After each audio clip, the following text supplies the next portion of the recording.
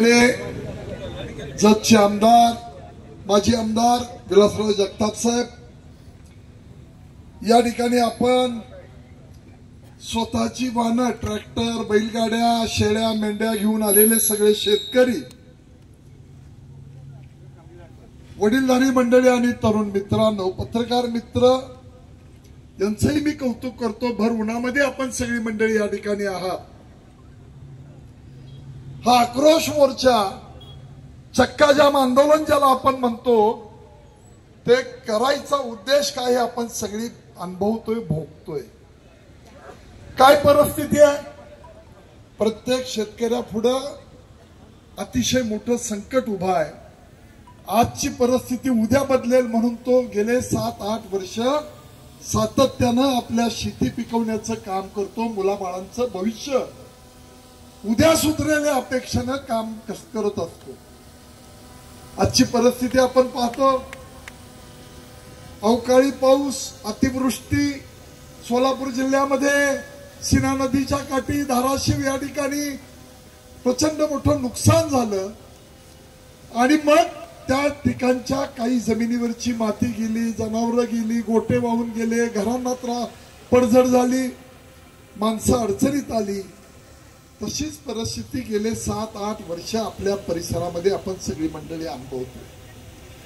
काय द्राक्ष बागायतदाराची अवस्था आहे, द्राक्ष बागायतदाराची अवस्था, खत, माती, औषध, बियाणं, मजुरी सगळा खर्च काढला तर दरवर्षी त्याच्या अंगावर कर्ज वाढत चाललंय। जगताप साहेब माणूस, बँका आहेत, पतसंस्था आहेत, खाजगी सावकारी आहेत आणि या दुष्टचक्रामध्ये तो अडकलाय। त्याला आता कुठल्याही परिस्थितीमध्ये राज्य सरकारनं जे आश्वासन दिलेलं आहे ते पूर्ण करा या उद्देशानं हा शेतकरी सगळा इथं गोळा झालाय। मी आपल्याला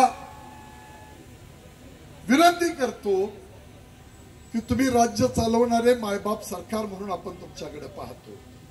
भाषणामध्ये कुणाच्या तरी त्राग्यानं, कुणाच्या तरी उद्वेगानं एखादा वेडा वाकडा शब्द गेला असला तरी सुद्धा तो त्याची भावना व्यक्त करताना चुकून गेलेला शब्द आहे। पण मी आपल्याला सांगतो की आपण दिलेलं आश्वासन आपल्याला पूर्ण करायचं आहे। काय परिस्थिती पाहतो, जाती धर्माचं राजकारण सुरू झालं। काय परिस्थिती होती 7-8 वर्षापूर्वी, असं वातावरण होतं का? कोण मराठा, कोण धनगर, कोण माळी, कोण धुबी, शेजारी पाजारीचा धर्म माणसं पाळत होती। जाती धर्माकडे कधी एवढ्या प्रकर्षानं पाहत नव्हतं। काय सुरू आहे, अमका आंदोलन, अमक्या जातीचं आंदोलन, तमक्या जातीचं आंदोलन, तमक्याचा मोर्चा, अमक हे सगळं समाजाच्या हिताचं नाही। प्रश्न सुटले पाहिजे पण ते एकमेकाच्या विरुद्ध उभारून नाही, एकमेकाला समजून घेऊन सुटले पाहिजे। ह्या सगळ्या भूमिका आपल्याला पार पाडायचं कारण या महाराष्ट्राची ही संस्कृती नव्हे। संस्कृती आपली पुरोगामी विचाराची आहे। फुले शाहू आंबेडकरांचा छत्रपतींच्या विचारानं चालणारा हा महाराष्ट्र आहे। तेव्हा या महाराष्ट्राला आपल्याला प्रगतीच्या दिशेने नेण्यासाठी तुम्ही मायबाप जनतेनं या शेतकऱ्यांना दिलेला शब्द हा पाळला पाहिजे। जगताप साहेबांनी सांगितलं की इथं 10-15 दिवसापूर्वी आमच्या रणजित घाडगेंनी राजीनामा दिला। ज्यावेळी नगराध्यक्ष केलं, काही थोडस शहराचं आश्वासन दिलं, काही मंडळींनी त्यांना मुख्यमंत्र्यापर्यंत घेऊन गेले आणि त्यांचा प्रवेश करून घेतला। अरे बाबांनो, ज्याला घोड्यावर बसवायला येतं त्याला खाली घेणारा संजय पाटील आहे। माझ्या नावाला लागू नका। तुमची अंडी पिल्ली बाहेर काढली तर रस्त्यावर तोड दाखवायला जागा राहणार नाही। तेव्हा तुमचा कारभार तुम्हाला लकला, पण असल्या घाणेरड्या गोष्टी करू नका। आम्ही जमलोय ते शेतकऱ्यांच्या या प्रश्नासाठी जमलोय। आपल्यावर आसमानी संकट आलंय, सुलतानी संकट तुम्ही आणू नका। राजकारण करताना माणसांना कळतं। काल इथं बिनविरोध निवडणूक झाली, मी सगळ्या नगरपालिकेतल्या नगरसेवकांचं मनापासून अभिनंदन केलं। भूमिका चांगली असली पाहिजे। काहींनी उल्लेख केला, थोडासा श्रेयवादाचा भाग कुणी घ्यावा कुणी घेऊ नये याविषयी मी आज बोलत नाही। पण माझी विनंती आहे की ज्या मायबाप जनतेनं आपल्याला तळहाताच्या फोडाप्रमाणे सांभाळले, ज्यांनी आपल्याला मोठं केलं, त्यांच्यासाठी आपलं इमान असलं पाहिजे, त्यांच्यासाठी आपण विश्वासानं वागलो पाहिजे. मी मगाशी तासगाव मध्ये सुद्धा जगताप साहेब आमच्या रोहित पाटलांना, रोहित दादाला, जरी माझ्यापेक्षा ते लहान असले, मुलापेक्षा लहान असले, तरी जो समाजानं शिकवलेला संस्काराचा भाग आहे, त्या रोहित दादांनाही सांगितलं की शेतकऱ्यांचे प्रश्न आपल्या दृष्टीनं महत्वाचे आहे. आपण कुणाचं कोंबडं वरडतंय आणि सूर्य उगवतोय इकडे बघत बसायला नको. 5 मंडलामध्ये आम्ही फिरलो. या ठिकाणी मला आवर्जून उल्लेख केला पाहिजे की इथल्या सरकारी यंत्रणेनं आम्ही ज्या वेळेला फिरून पाहिले त्यावेळेला प्रचंड चांगलं काम केलं आणि या सर्वे करण्याची, प्रामाणिकपणानं काम करण्याची भूमिका या सगळ्या सरकारी यंत्रणेनं केली. तहसील ऑफिसचे तलाठी असतील, कृषी सहाय्यक असतील, कृषी अधिकारी असतील, ग्रामसेवक असतील, अतिशय चांगलं काम. पुन्हा या ठिकाणी सर्वे करून, या ठिकाणी पंचनामा करून या ठिकाणी पुढे पाठवण्याचं काम केलं. जे केलं ते केलं म्हणलं पाहिजे. आजची परिस्थिती, जगताप साहेबांनी काही उद्वेगाने या ठिकाणी भाषा वापरली. आपल्याला जात पात, धर्म, पक्ष, झेंडा, चिन्ह याच्या पलीकडे बघायचं आहे. काय बघायचं आहे? शेतकरी हा पक्ष बघायचा आहे. जनता ही माणुसकीनं आपण सगळ्यांनी प्रयत्न करून माणुसकीनं वागणं हा आपला संस्कार आपल्याला बघायचा आहे. मोहन खोत आपण पण सांगितलं की तुम्ही दिलेलं आश्वासन आहे. जगताप साहेबांनी सांगितलं तुम्ही दिलेला शब्द आहे. आम्ही तुम्हाला या सगळ्यांच्या वतीनं विनंती करतो, या महंकाली देवीच्या या शहरामध्ये हा शेतकरी आलाय, त्या सगळ्यांची इच्छा आहे की त्याच्यावर आलेलं हे संकट आपण त्याचा आपला त्याचा सातबारा कोरा करून आपण या ठिकाणी त्यांना न्याय द्या. उन्हातानामध्ये आलेली ही सगळी जनावरं, शेतकऱ्यांच्या भावना, त्यांच्यावर आलेलं संकट हे सोडवण्यासाठी तुम्ही तात्काळ या ठिकाणी कामाला लागा आणि लवकरात लवकर त्यांना निर्णय द्या. त्याचं श्रेय, एक जाहिरात, सोशल मीडियावर कुठली पोस्ट आम्ही अजिबात करणार नाही. ज्या शेतकऱ्यांनी, जे सामान्य जनतेने आपल्याला वाढवलं त्याच्यासाठी आपल्याला काम करायचं आहे. श्रेयवाद हे केलं कुणी असलं काहीही आपल्याला करायचं नाही. या तालुक्यामध्ये मला एका विषयाचा विषय मांडायचा आहे. आपण अलीकडे पाहतो जाती धर्माचा द्वेष. ज्या वेळेला टेंबू या तालुक्यामध्ये थोड्या गावांसाठी येणार होती, बानूरगडच्या बोगद्यामध्ये ती टेंबू योजना अडकली होती. मला आपल्याला विनंती करायची आहे की जी 28 गावं या गावामध्ये ह्या टेंबू योजनेमध्ये घातली गेली, तिथं कुठल्या समाजाचं प्राबल्य आहे? धनगर समाजाचं प्राबल्य आहे. काय पाप केलं आम्ही? कधी भावना आम्ही व्यक्त केल्या? रात्रीचा दिवस केला.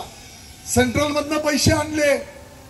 ज्या वेळेला टेंबू योजनेला 1205 कोटी सेंट्रल मधनं आणले, मला देवेंद्र फडणवीस साहेबांनी, त्यावेळच्या मुख्यमंत्र्यांनी मला कृष्णा खोरेचंही उपाध्यक्षपद दिलं होतं. ते पैसे डायरेक्ट अनुशेषाच्या बाहेर जाऊन या योजनेला आणले. महिषासाठी 2100 आणले, पुन्हा राहिलेले आपण 1400 कोटी आणले आणि विस्तारित महिषासाठी 2200 कोटी, 2100 आणि वर आकडा आहे जवळजवळ 2200 कोटी रुपये विस्तारित योजनेसाठी आले.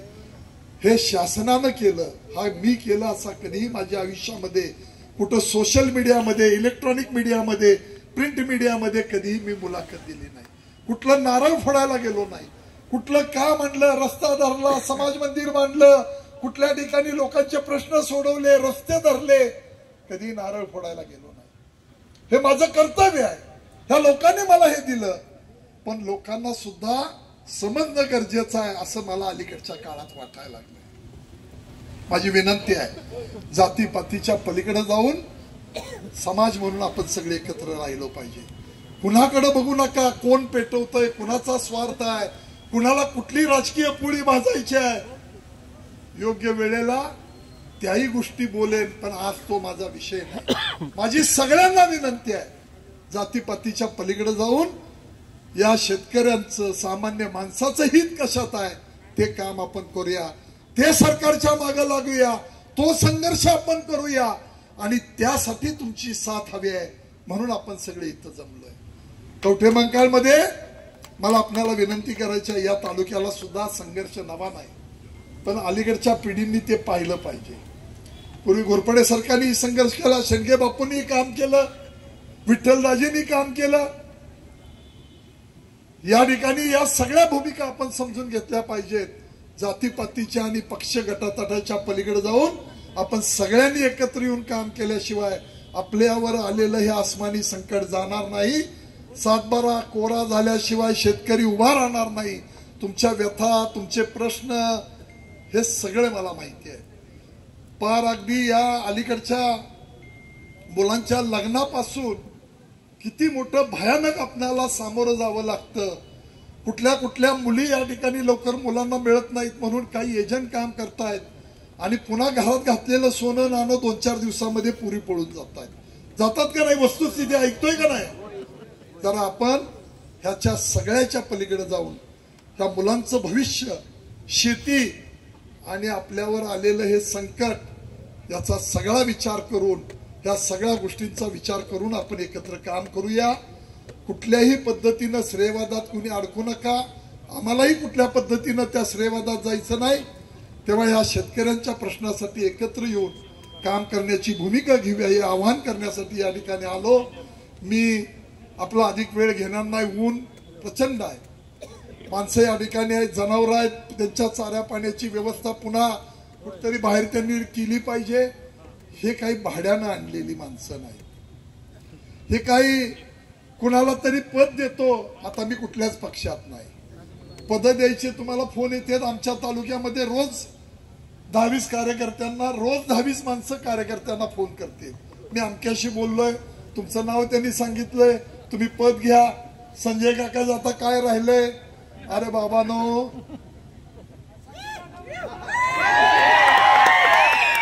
काय राहिलंय ते तुम्ही एक प्रयोग कवठेमंकाळच्या नगरपालिकेत करून बघितला.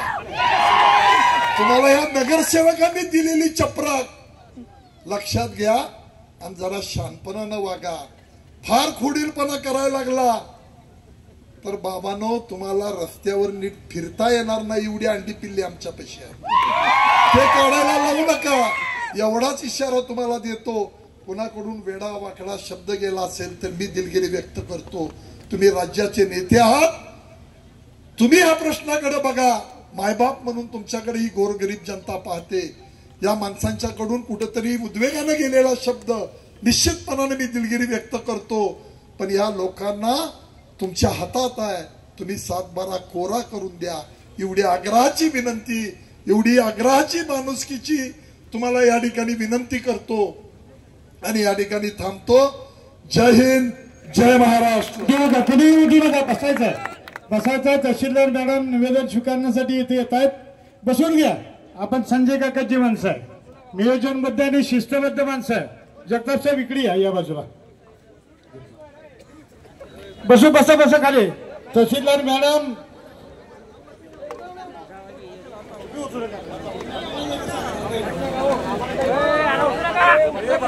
तहसीलदार अर्चनाताई कापसे मॅडम या ठिकाणी निवेदन स्वीकारण्यासाठी येत आहेत. बाबा इकडे या, बाबा पुढे या, बाबा पुढे जावा. शेतकरी एकजुटीचा आवाज पाहिजे. शेतकरी एकजुटीचा सरसकट पंतप्रधान, सरसकट नुकसान भरपाई, शेतकरी एकजुटीचा संपूर्ण कर्जमाफी, शेतकरी एकजुटीचा. जरा सरकार फोटो काढायचे.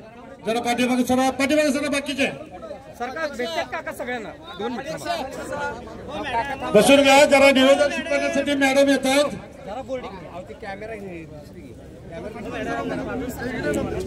शेतकरी एकजुटीचा संजय काका तुम आगे बढ़ो. अरे शेतकऱ्यांचा वैनिक कोण आहे? शेतकऱ्यांचा एवढी घोषणा द्या. आवाज,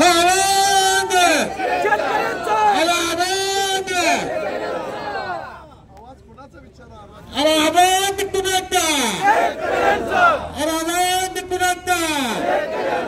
शेतकऱ्यांचा विजय असो. थोड्याच वेळात